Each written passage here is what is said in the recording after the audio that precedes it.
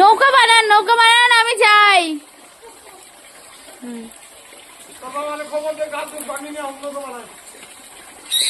আমার বাবা আসতে দেবে কিসের জন্য? এখানে কত বাবা আছে।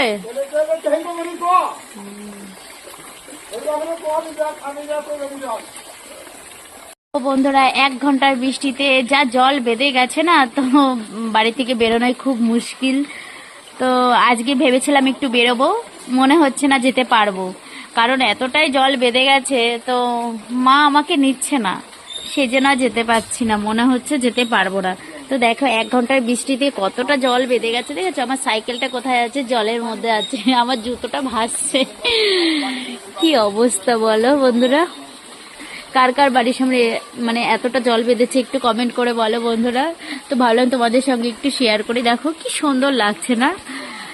ঝিরিঝিরি বৃষ্টি হচ্ছে,